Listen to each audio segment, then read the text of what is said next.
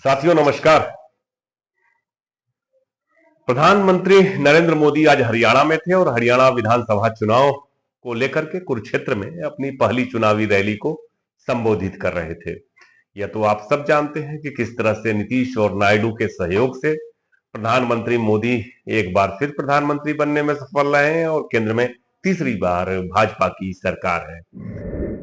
आज हम चर्चा करेंगे प्रधानमंत्री मोदी की आज की रैली में जो भाषण दिया गया 55 मिनट 1 घंटे के आसपास का था। काफी बड़ा भाषण था और काफी हैवी भाषण था। हैवी कैसे था ये भी बताएंगे। तो चर्चा आज हम उसी भाषण पे करते हैं। मैं इस पूरे भाषण को सुना, कई बार हैरान हुआ, कई बार उदास हुआ, कई बार समझ में नहीं आया कि क्या कहा जाए, क्या प्रतिक्रिया जाए। और कई बार प्रधानमंत्री के असत्य, प्रधानमंत्री के झूठ साफ साफ दिखाई दिए। और बड़ा सबसे अजीब सी बात यह रही कि पूरे भाषण के दौरान एक बार भी मोदी मोदी के नारे नहीं लगे। पूरे भाषण के दौरान मैं देख रहा था कि नायब सैनी अकेले मंच पर बैठ करके ताली पीट रहे थे।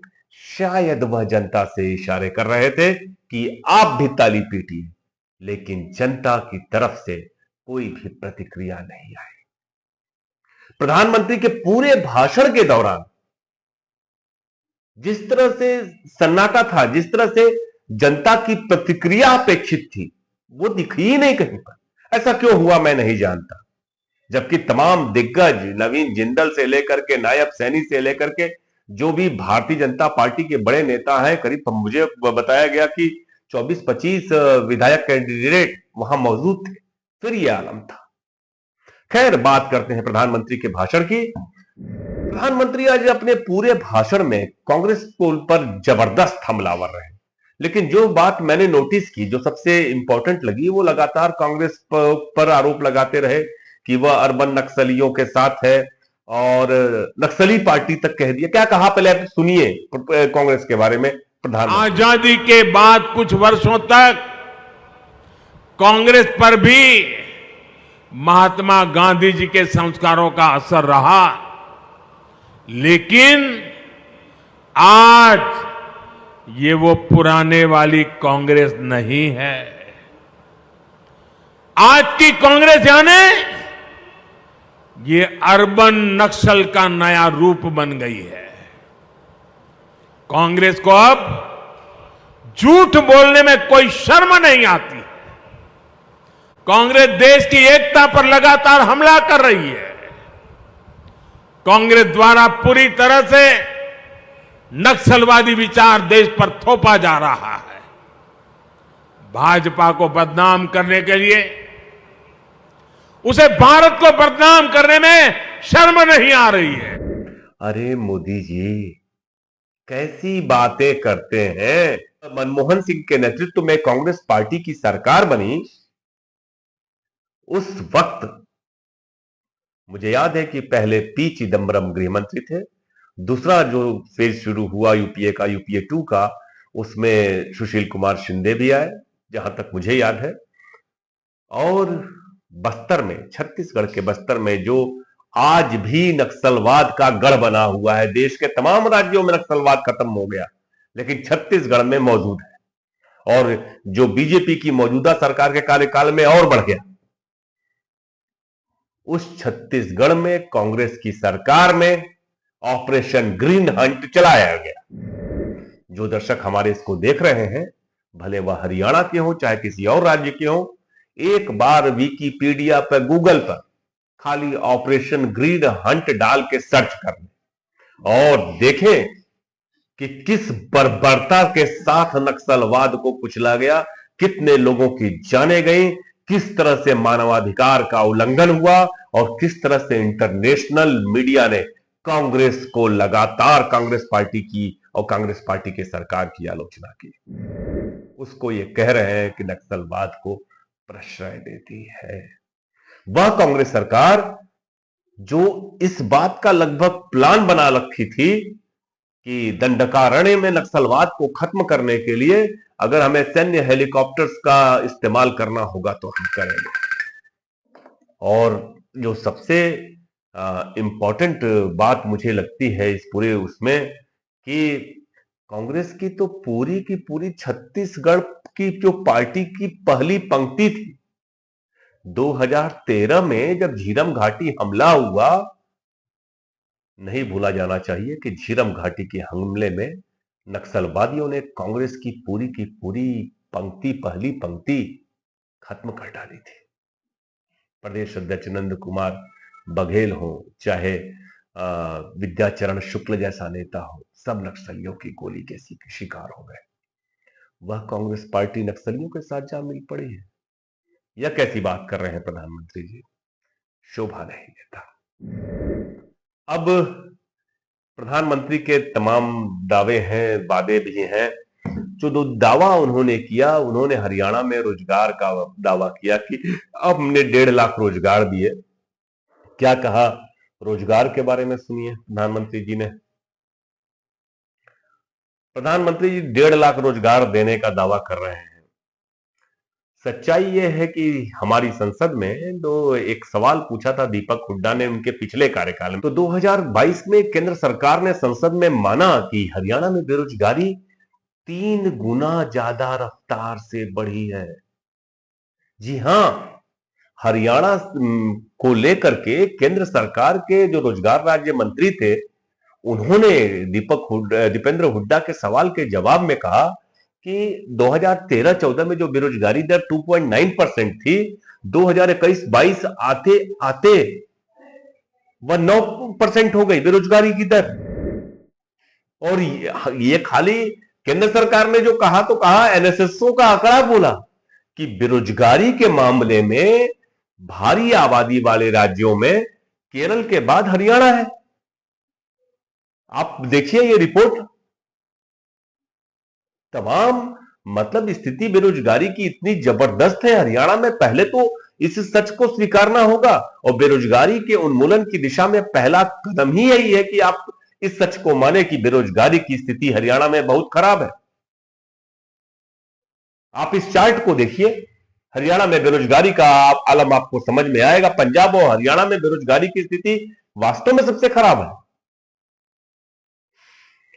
तीसरी बात, प्रधानमंत्री अपने भाषण में लगातार तमाम राज्यों का जिक्र कर रहे थे, और अब जैसे हिमाचल प्रदेश है, हिमाचल प्रदेश का जिक्र करते हुए उन्होंने जो महंगाई बढ़ी हुई है, महंगाई का पहले सुनिए प्रधानमंत्री ने कहा क्या। हिमाचल में बिजली, पानी, पेट्रोल, डीजल, दूध, सब कुछ कांग्रेस ने महंगा कर दिया है। और लोकसभा में भी आपको नहीं देखा है, उन्होंने कहा था 1 जुलाई को खटाखट 8,000 रुपया आपके खाते में आएंगे। लोग 1 जुलाई को कतार लगा के कांग्रेस के कार्यालयों पर खड़े हो गए थे। प्रधानमंत्री जी इस तरह की बातें मत करिए। माने आप कल्पना नहीं कर सकते कि जब पेट्रोल लेने हम जाते हैं, और जो 2014 में लेते थे, मुझे याद है कि 50-55 रुपए लीटर हुआ करता था, और पता लगा है कि जो कच्चा तेल है उसकी कीमत में पिछले 3-4 महीने से बहुत कमी आई है। 25-30% कुछ कम कर देते तो अच्छा होता। तमाम जरूरी चीजों के दाम जैसे बढ़े हैं देश में, प्रधानमंत्री उस पर खामोश है, बिल्कुल शांत है, एक शब्द नहीं निकल रहा।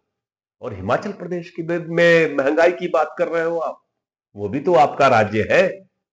प्रधानमंत्री अपने पूरे भाषण के दौरान लगातार विपक्ष शासित प्रदेशों पर हमला करते रहे, भले वह तेलंगाना हो, कर्नाटका हो, पंजाब हो, हिमाचल प्रदेश हो, लेकिन अपने राज्यों पर कुछ भी बोलने से चूक गए। न तो उन्होंने उत्तर प्रदेश की बात की, न तो उन्होंने एक बार भी मध्य प्रदेश की बात की। महंगाई के लिए कौन जिम्मेदार है, ये आप सब जानते हैं कि किस तरह से दाम बढ़े हैं देश में चीजों के लिए। अब एक और पॉइंट जो मुझे प्रधानमंत्री के भाषण में दिखाई दिया। प्रधानमंत्री लगातार ये बात कह रहे थे कि किसानों के, पहले तो किसानों की मौत के लिए उन्होंने कांग्रेस पार्टी को जिम्मेदार ठहरा दिया, एक बार भी जवाब नहीं दिया, एक बार भी नहीं बोले, एक बार एक संवेदना तो प्रकट कर देते, चलो ठीक है, क्यों बोलेंगे चुनावी सभा है, एक संवेदना तो हरियाणा के किसानों पर प्रकट कर देते कि जो किसान आंदोलन के दौरान जिनकी मौत हुई, एक शब्द नहीं, दावे बड़े बड़े, कह रहे हैं कि कांग्रेस पार्टी ने किसानों के लिए कुछ नहीं किया, कांग्रेस शासित प्रदेशों ने। और अगर ये भी चुनौती दी कि कांग्रेस जो किसान कृषि सुधार के जो कार्यक्रमों की बात करती है उनको अपने प्रदेशों में लागू करे जहां पे उसकी सरकार है, भले वह कर्नाटक हो, तेलंगाना हो, हिमाचल प्रदेश। अगर कांग्रेस में दम है तो वो कर्नाटका और तेलंगाना में अपनी किसान योजनाएं वहां लागू क्यों नहीं करते हैं। आपको बताएं कि जब छत्तीसगढ़ में सरकार बनी कांग्रेस पार्टी की 2018 में, तो मुख्यमंत्री की पद की शपथ लेने के 24 घंटे के भीतर भूपेश बघेल ने करीब 19 लाख किसानों के 9,000 करोड़ से ज्यादा का कर्ज माफ कर दिया। जब तक भूपेश बघेल रहे, राहुल गांधी ने एक वादा किया था 2019 में देश के किसानों से कि हमारी सरकार बनेगी तो कर्ज माफ करेंगे, किसानों को नगद सब्सिडी देंगे, नगद डायरेक्ट बेनिफिट ट्रांसफर करेंगे। भूपेश बघेल ने न केवल किसानों को बल्कि उन खेतीहर मजदूरों को जो खेतों में काम करते हैं उन तक को पैसा दिया। एक उनकी योजना थी राजीव गांधी भूमिहीन कृषि के किसान मजदूर न्याय योजना, उसमें हर एक भूमिहीन किसान को हर साल 7,000 रुपए कैश ट्रांसफर होता था। ये सच्चाई है, आप छत्तीसगढ़ के किसी भी किसान जो खेतीहर मजदूर हो उनसे पूछिए।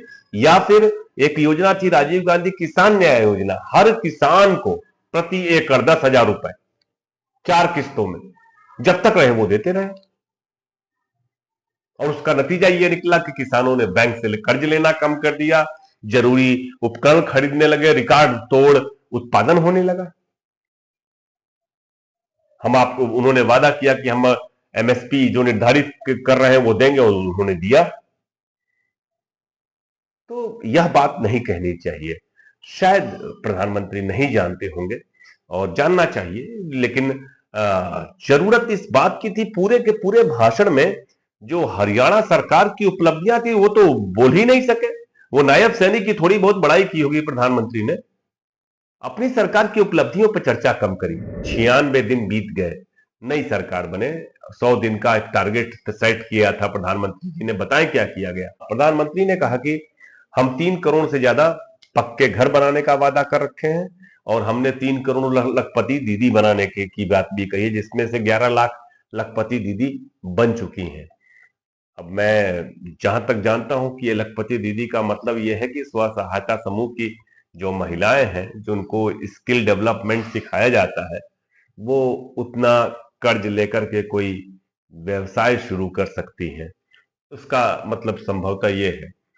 लेकिन प्रधानमंत्री ने इस बारे में बात नहीं करी कि रोजगार सृजन के लिए, रोजगार मनी एम्प्लॉयमेंट अपॉर्चुनिटी बढ़ाने के लिए हरियाणा में क्या करेंगे। अग्निवीर के बारे में कुछ नहीं बोले। उन्होंने कहा कि हम 5 लाख रुपए तक का इलाज मुफ्त किए जाने के, 70 साल से उम्र के जो भी हो उसका 5 लाख रुपए में 5 लाख रुपए तक का इलाज मुफ्त होगा।